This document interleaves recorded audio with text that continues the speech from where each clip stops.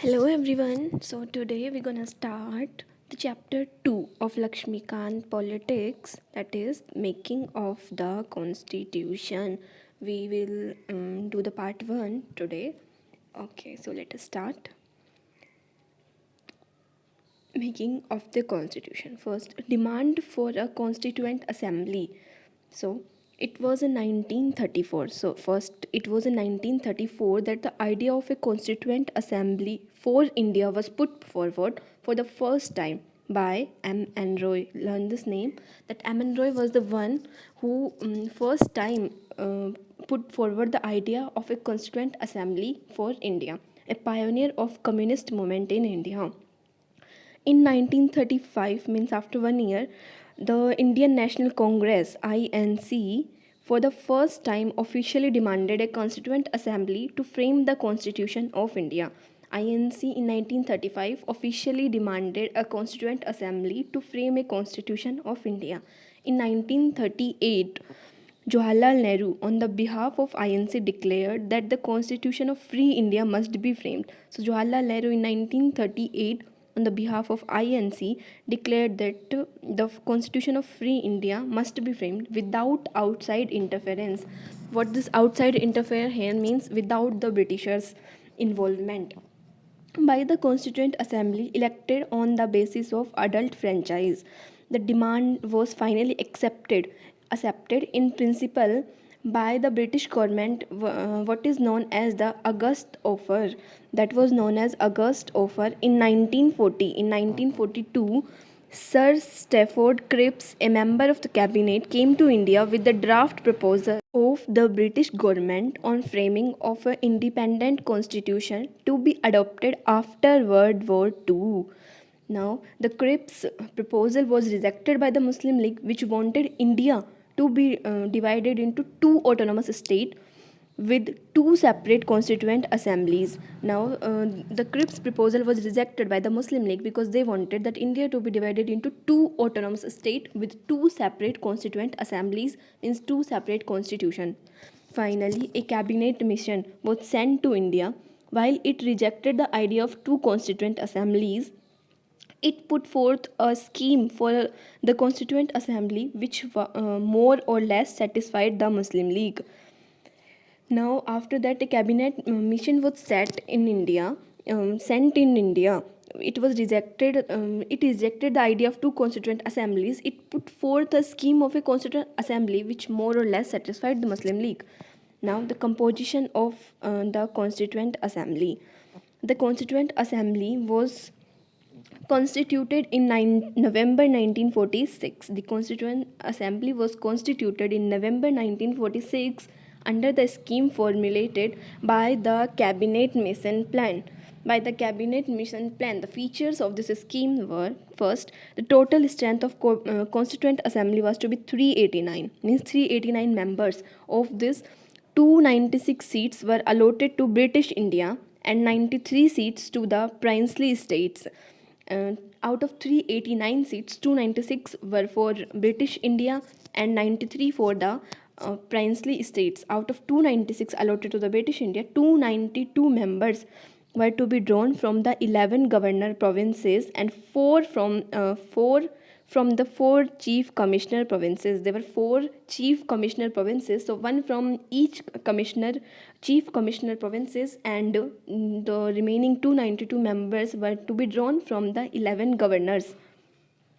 Each province and princely state or a group of state, in case of small states, were to be allotted seat in proportion to their respective population. Roughly one seat was allotted for every million population. Now, a third, seats allocated to each British provinces were to be divided among the three principal communities, that were Muslim, Sikhs, and general, means all except the Muslim and Sikhs, in proportion to their population. Fourth, the representatives of each community were to be elected by members of that community in the provincial legislative assembly, and voting was to be by the method of proportional representation by means of single transferable vote. And the fifth was, the representatives of princely states were to be nominated by the heads of our princely states. Okay. It is thus clear that the Constituent Assembly was to be partially elected and partially nominated body. Partially elected means some of the members were elected, and partially nominated means some of the members of the Constituent Assembly were nominated. Moreover, the members were to be indirectly elected by the members of provincial assemblies, who themselves are elected on the limited franchise. So the members who were elected were indirectly elected by the members of provincial assemblies, and the members of provincial assemblies who themselves were elected on a limited franchise. The elections to the Constituent Assembly for 296 seats allotted to the British Indian provinces were held in July August 1946. The Indian National Congress won 208 seats.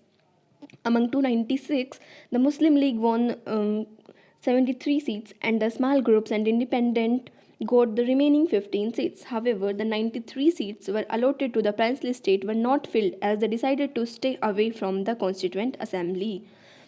Although the Constituent Assembly was not directly elected by the people of India on the basis of adult franchise, the assembly comprised representatives of all sections of Indian society: Hindu, Muslim, Sikhs, Parsis, Anglo Indians, Indian Christians, SCs, STs, including women of all these sections. Means the old Constituent Assembly that was not directly elected by the people, that comprises of all the Indian societies, means all the sections of Indian societies. That means there were Hindus, there were Muslims, there were Sikhs, there was Parsis, there was Anglo Indians, there was Indian Christians, there was SCs, there was STs, there were women's, and the assembly included all important personalities of India at that time, with the exception of Mahatma Gandhi. All the important personalities of India were in that assembly except Mahatma Gandhi. Working of the Constituent Assembly. The Constituent Assembly held its first meeting on December 9, 1946. It was a time and date, it is just the date on which the Constituent Assembly's first meeting was held, that is 9 December 1946. The Muslim League boycotted the meeting. They boycotted the meeting and insisted on a separate state of Pakistan. Means the Muslim League just boycotted that meeting, and they just insisted on their demand of making a separate state, that is Pakistan. The meeting was thus attended by only 211 members. Dr. Sachidanand Sinha, the oldest member, was elected as the temporary president. So, Dr. Sachidanand Sinha, who was the oldest member, he was elected as the temporary president of the assembly following the French practice. Later, Dr. Rajendra Prasad was elected as president. Of the assembly. First, Dr. Sachidanand Sinha was elected as a temporary president. Then after, the Rajendra Prasad was elected as president of assembly. Similarly, both H.C. Mukherjee and V.T. Krishna Machari were elected as vice president. Means the assembly had two vice president and one president. The name of president was Dr. Rajendra Prasad, and the name of two vice presidents were H.C. Mukherjee and V.T. Krishna Machari. Now, objective resolution. On December 13, 1946, Jawaharlal Nehru moved the historic objectives resolutions in the assembly. It laid down the fundamental and philosophy of the constitutional structure, and that reads: the Constituent Assembly declares its aims and Solomon resolved to proclaim India as an independent sovereign republic and to draw up her future governance as a constitution. So the Constituent Assembly declares that India should be an independent sovereign republic state, and to draw up for her future governance a constitution, wherein the territories that were now comprise British India, the territories that now form the Indian states, and such other parts of India as are outside India, and the states as well as other territories as are willing to be constituted into the independent sovereign India shall be union of them all. So now the territories that have British India, or the territories that now form the Indian states or other such parts of India as outside Indians, and the states that were other territories are willing to be the constituted in independent sovereign India shall be the union of all. Where in the said territories, whether with their present boundaries or with such other as may be determined by the constituent assembly and thereafter according to the law of constitution, shall possess and retain the status of autonomous units together with residuary power and exercise all power and function of government and administration, save and except such powers and functions as are vested in or assigned to the union or as are inherited or implied to the union or resulting therefrom, and wherein all the power and authority of sovereign independent India, its constituent parts and organs of government are derived from the people, shall be guaranteed and secured to all peoples of Indian justice, social, economic, and political equality of status of opportunity and before the law, freedom of thought, expression, belief, faith, worship, vocation, association, and action subjects to law and public mortality. Adequate safeguards shall be provided for minorities. Safeguards should be provided for minorities, backward tribals, areas, and depressed and other backward classes, whereby shall be maintained the integrity of the territory of republic and sovereign rights on land. They Everyone should maintain the integrity of territory of republic and sovereign rights on land, on sea and air according to justice and law civilized nations. This ancient land attained its rightful and honored place in the world and make its full and willing contribution to the promotion of world peace and welfare of mankind. So these are all the steps that were taken while making the Constituent Assembly, and what they just said us to do and to believe. This resolution was unanimously adopted by the Assembly on 22 January 1947. It influenced the eventual shaping of the Constitution through all its subsequent stage. It modified version forms the preamble of the present Constitution. Now, changes by the Independence Act. The representative of princely state who had stayed away from the Constitution Assembly, they just gradually joined it.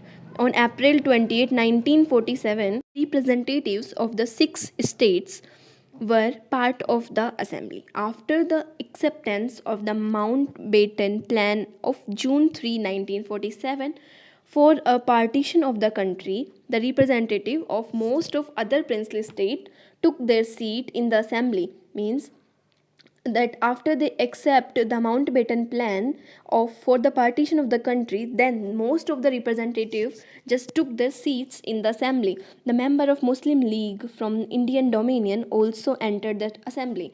The Indian Independence Act of 1947 made the following three changes in the position of assembly. The assembly was made a fully sovereign body which could frame any constitution it pleased. They made three changes in the Indian assembly, that were that the assembly is a fully sovereign body which could frame any constitution it pleased, it having all the rights to frame any constitution which it wants. The act empowered the assembly to abrogate and alter any law. They can abrogate or they can alter any law made by the British Parliament in relation to India. The assembly also became a legislative body. In other words, two separate functions were assigned to the assembly, that is, making of a constitution for free India and enacting of ordinary law for the country. So these two functions were given to the these two separate functions were given to the assembly. These two tasks were to be performed on separate days. Thus, the assembly became the first parliament of Free India, Dominion legislature. Whenever the assembly met as the constituent body, it was chaired by Dr. Rajendra Prasad as he was the president, and when it met a legislative body, it was chaired by G.V. Mavlankar. Okay, so when the assembly met the constituent body, then the Dr. Rajendra Prasad would guide it or chair it, and when it met the legislative body, then it would be chaired by G.V. Mavlankar. These two functions continued till November 26, 1949. when the task of making the constitution was over. So in 1949, 26 November, the task of making constitution was over. The Muslim League member hailing from the areas included in the Pakistan withdrew from the Constituent Assembly for India. Consequently, the total strength of assembly now came down to 299 as against 389 originally fixed. So after that, all the Muslim leagues that hail for the area included in the Pakistan, they withdrew from that constituent assembly for India, and now the strength of assembly become 299, and the originally it was fixed to be 389. The strength of Indian provinces, formerly British provinces, were reduced from 296 to 229 as those of the princely state from 93 to 70. The state-wise membership of assembly was on 31 December 1947. Okay, you can see from the table 2.4, which is given in the end of this chapter. Now other functions performed in addition to the making of constitution and enacting of ordinary laws. The constituent assembly also performed some other functions. They are: it ratified the India's membership of the Commonwealth in May 1949. It adopted the national flag on 22 July 1947. It adopted the national anthem on 24 January 1950. It adopted the national song on 24 January 1950. The same day, they adopted national anthem and national song. It elected Dr. Rajendra Prasad as the first president of India on 24 January 1950. At the same day, means all these three works were done on the same day. Okay, so in in addition to making some laws and making the constitution, the Constituent Assembly also performed some functions that were: ratified India's membership of the Commonwealth in 1949 May. It adopted national flag on 22 July 1947, and on 24 January 1950 it adopted national anthem, it adopted national song, and it elected Dr. Rajendra Prasad as the first president of India. In all, the Constituent Assembly had 11 sessions, all over 2 years, 11 months and 18 days. 11 sessions were held over 2 years, 11 months and 18 days. The constitution maker had gone through the constitution of about 60 countries. So before making the constitution, they had gone through the constitution of 60 countries, and the draft constitution was considered for 114 days. The total expenditure incurred on making the constitution was amounted to 64 lakhs. It was the total expenditure that has incurred on making our constitution. On 24 January 1950, the Constituent Assembly had its final session. It, however, did not end and continued as a provisional parliament of India from 26 January 1950 till the formation of new parliament after the first general election in 1951-52. So the first general elections were held in 1951-52. Okay, that's all it for today. Tomorrow we will start the topic committees of the Constituent Assembly, and tomorrow we're going to complete this chapter probably and hopefully. Thank you for watching. Telegram channel link is in the description. Go and check it out, and if you like the video, give it a big thumbs up. Don't forget to subscribe the channel, press the bell icon for notifications, and you know what to do else, right? Okay, thank you.